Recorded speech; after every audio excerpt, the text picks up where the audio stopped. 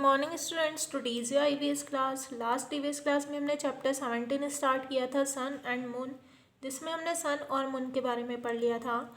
Now today we are going to start stars. आज हम stars के बारे में पढ़ेंगे। What is stars? स्टार्स का मीनिंग होता है तारे जो आसमान में चमकते हैं। Stars are huge balls of fire. ठीक है, ये क्या है? एक बहुत बड़ी सी आँख का गोला है जो कि हमसे बहुत दूर है। They have light of their on.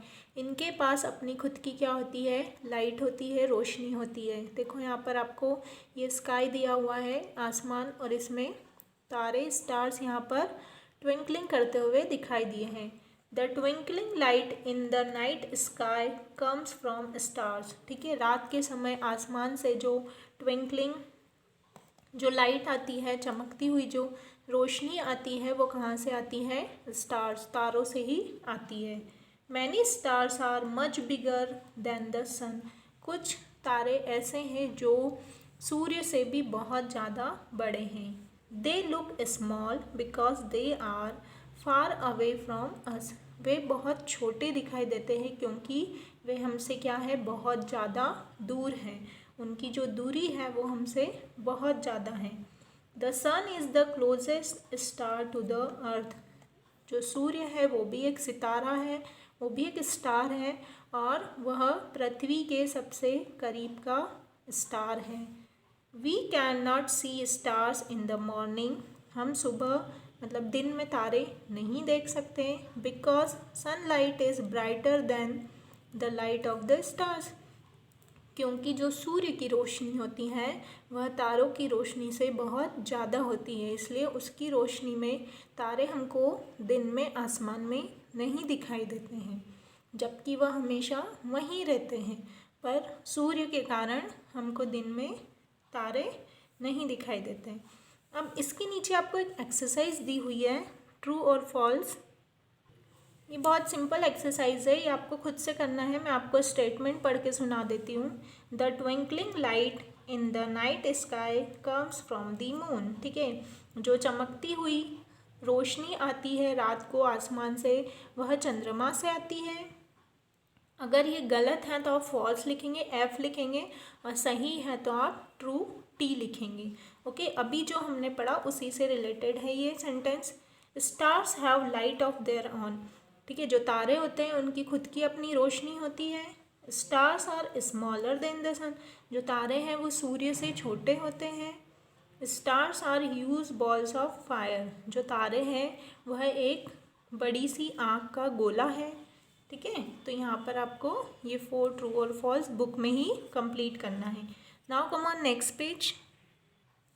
Next page पर है मेंस जर्नी इनटू स्पेस। यहाँ पर कुछ लोगों के बारे में बताया है कि जो अंतरिक्ष में गए हैं। स्पेस मतलब होता है हमारा अंतरिक्ष, जहाँ पर ये सारे ग्रह, तारे, नक्षत्र और सारी चीज़ें रहती है। Neil Armstrong was the first man to step on the moon in 1969। ठीक है, ये कौन है? नील आर्मस्ट्रॉन्ग है। ये सबसे पहले व्यक्ति थे जिन्होंने चंद्रमा पर अपना कदम रखा था। और कब रखा था? 1969 में। ठीक है, 1969 में सबसे पहले नील आर्मस्ट्रॉन्ग चंद्रमा पर गए थे। नाउ नेक्स्ट है कल्पना चावला। कल्पना चावला की पिक्चर है ये। Kalpana Chawla was the first women of Indian origin to go into space 1997। ठीक है, कल्पना चावला फर्स्ट क्या है? मतलब भारतीय लेडी है, भारतीय वुमेन है जो कि अंतरिक्ष में गई थी। कब गई थी वह? 1997 में। नेक्स्ट है Sunita Williams. Sunita Williams was the first American Indian woman who stayed in space for 6 months in 2007. ठीक है, 2007 में जो सुनीता विलियम्स है वह पहली अमेरिकन और भारतीय महिला थी। ठीक है, ये अमेरिका और भारत दोनों से बिलोंग करती है, जो कि 6 महीने अंतरिक्ष में रही थी। कब? 2007 में। ओके, अब यहाँ पर ये आपकी जो चैप्टर की रीडिंग है वो तो कंप्लीट होती है। इसके नीचे आपको एक्सरसाइज दी हुई है, मैच द फॉलोइंग।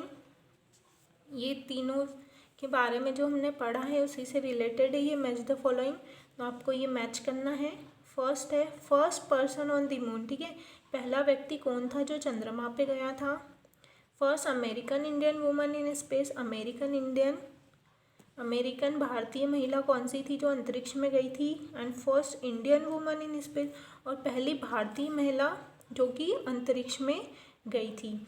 तो आपको ये क्या करना है, मैच करना है। ये अब भी हमने पढ़ा है ऊपर, तो यहाँ तक आप चैप्टर को अच्छे से रीड करेंगे, स्टार्टिंग से लेके सन, मून, स्टार्स और कौन कौन स्पेस में गया उनके बारे में पूरा चैप्टर आपको अच्छे से क्या करना है, रीड करना है। उसके बाद नेक्स्ट पार्ट में हम इसकी एक्सरसाइज करेंगे। अभी तक हमने जितनी भी एक्सरसाइज डिस्कस की है वो सारी आपको बुक में ही करना है, उसको आप बुक में ही कंप्लीट करेंगे। और यहाँ तक चैप्टर को अच्छे से रीड करके रखेंगे, और नीचे जो ये की टर्म्स दे रखी होती है आपको हर चैप्टर में, वो भी आपको पढ़ना है। ये जो हमने चैप्टर में पढ़ा है वो ही सब कुछ है। Okay, thank you.